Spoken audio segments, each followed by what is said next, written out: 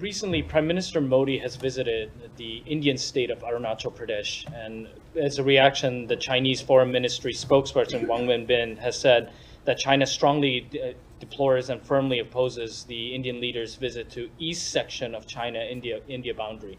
I want to get your comment on that. And secondly, China's encroachments into other lands it seems like have encroachments happening within the Indo-Pacific as well, particularly in places like Solomon Islands, and now we're seeing all over Micronesia. It seems like the folks on the ground are demanding for a counter to China's encroachments into their sovereign territories. Can I also get your comment on that as well? So let me take your first question. The United States recognizes Arunachal Pradesh as Indian territory, and we strongly oppose any unilateral attempts to advance territorial claims by incursions or encroachments, military or civilian, across the line of actual control. I think I'm going to need you to repeat your follow-up. So very simply, Chinese encroachments into the Indo-Pacific has been very visible, especially in the past few months. And many folks within the Solomon Islands to Fiji, all the way to places within the Micronesia have been demanding for a counter to the spread of Chinese influence in their area.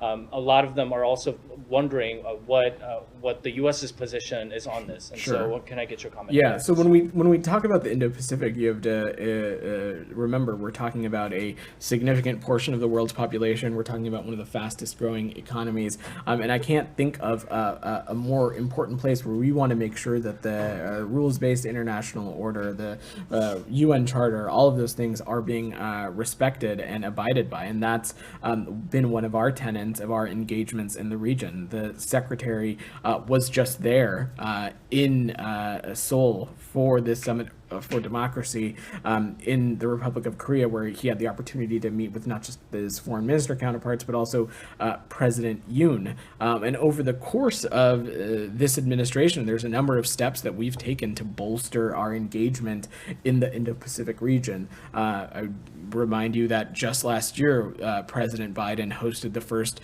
trilateral summit at Camp David with our Japanese counterparts and our ROK counterparts. We have upped our engagement in the Quad. Secretary Blinken has had the opportunity to engage with his Quad counterparts a number of times since just when I've been on this job, but even more when you look at since the beginning of this administration. So it's going to something that we're going to continue to emphasize and play a focus on.